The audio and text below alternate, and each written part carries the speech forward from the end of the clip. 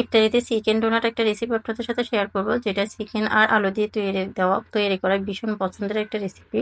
উপরের লেয়ারটা অনেকটাই ক্রিস্পি আর ভিতরেরটা অনেকটাই সফট। যেহেতু আলু আর চিকেনের পুর দিয়ে তৈরি করা, এই জন্য ভিতরের লেয়ারটা সফট আর উপরে তো ব্রেড ক্রাম্ব দেওয়া থাকাতে এটা কিন্তু ক্রিস্পি। এটা কিন্তু একবার তৈরি করে পুরো মাস জুড়ে খেতে পারবেন। ফ্রোজেন পদ্ধতি পর্যন্ত সহ আপনাদের সাথে শেয়ার করছি। আশা করছি রেসিপিটা ভালো লাগবে। প্রথমে চিকেনের পুরটা রেডি করার জন্য এখানে কিছুটা তেল দিয়ে, তেলটা যখন গরমে আসবে তখন বেশ কিছুটা পেঁয়াজ কুচি দিয়ে দিব। এখানে পেঁয়াজ কুচিটা একটু বাড়িয়ে দিব।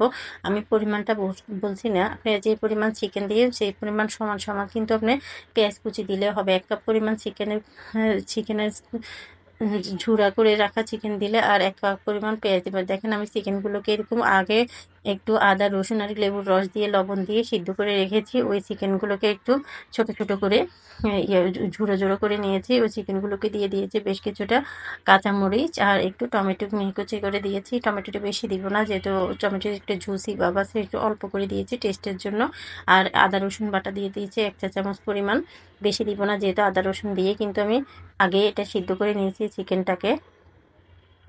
চিকেনটা খুব ভালো করে সিদ্ধ করাতে এখানে আদা রসুনটা তেমন একটা ব্যবহার করছি না। আর এখানে চাট মশলা দিয়ে দিয়েছি 1 চা চামচ পরিমাণ, আর সাথে দিয়ে দিব ম্যাগি চিকেন পাউডার 1 চা চামচ পরিমাণ। আপনারা না থাকলে নাও দিতে পারেন। চিকেনটাও তো এমনি টেস্ট বাড়ানোর জন্য দিয়েছি। আর চিলি দিয়েছি 1 চা চামচ পরিমাণ।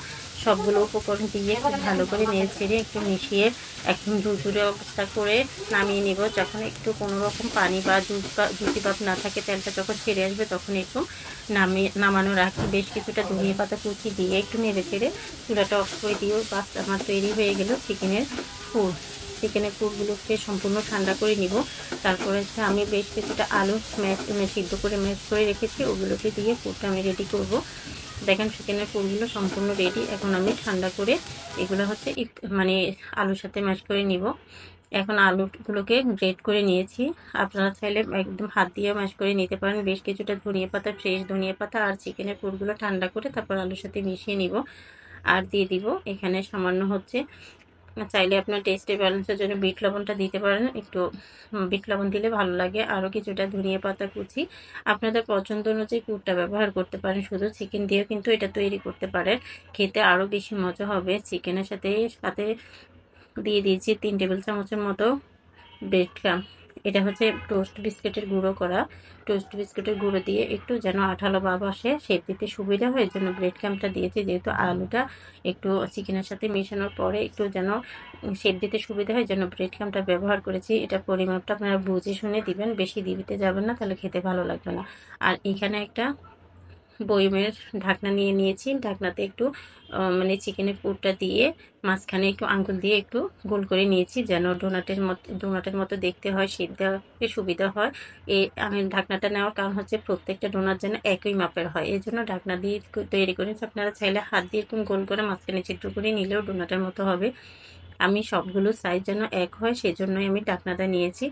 একই পরিমাণ সবগুলো ডোনাট আমার তৈরি করা হয়ে গেছে। দেখেন খুব সহজে ডিজাইনটা আমার তৈরি হয়ে গেছে। আর দেখতে মাশাআল্লাহ অনেক সুন্দর, একই সাইজে হওয়াতে ভালো লাগছে দেখতে। আর এখন ডিম একটাকে ফেটিয়ে নিয়েছি। ডিমের মধ্যে সামান্য 1 চিমটি লবণ, একটু গোলমরিচের গুঁড়া দিয়ে আলাদা ফেটিয়ে নিয়েছি। ডিমের গুঁড়ার মধ্যে চুপ দিয়ে তারপর হচ্ছে ব্রেড ক্রাম্বের মধ্যে গড়িয়ে তারপর হচ্ছে একটা ট্রেতে রেখে সবগুলোকে ডিপ ফ্রিজে আমি রেখে দিব। যখন শক্ত হয়ে আসবে তখন একটা এয়ারটাইট বক্সে বা জিপলক ব্যাগে ভরে আপনি যখন ইচ্ছা তখন বের করে কিন্তু ভেজে নিতে পারেন।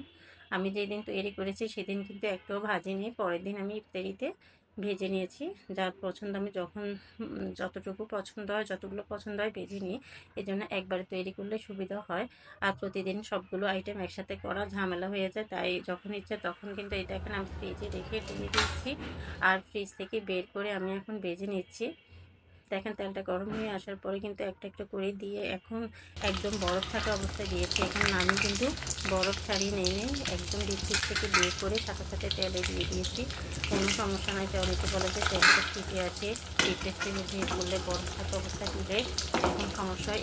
কোনো কিছুই না, বরফ থাকা অবস্থায় দিয়ে মিডিয়াম হিটে রেখে ক্রিস্পি করে ভেজে নিব। যখন উপরের লেয়ারটা ক্রিস্পি হয়ে যাবে, সুন্দর একটা কালার আসবে, তখন উল্টিয়ে পাল্টিয়ে একদম সুন্দর কালার আসা পর্যন্ত অপেক্ষা করে তারপরে ভেজে তুলে নিব। যেহেতু প্রত্যেকটা লেয়ার কিন্তু আমার আগেই কিন্তু সিদ্ধ করা, বরফটা গলার জন্য মিডিয়াম হিটে রেখে ভেজে নিতে হবে। একদম চুলার তাপ বাড়িয়ে ভাজলে ভিতরে ঠান্ডা থেকে যাবে আর ভালো লাগবে না খেতে। এজন্য মিডিয়াম হিটে রেখে কিন্তু সময় নিয়ে একটু ভেজে নেবেন। উপরের লেয়ারটা একদম ক্রিস্প হবে, ভিতরটা পারফেক্টভাবে হয়ে যাবে আর খেতে ভীষণ মজা হয়েছে।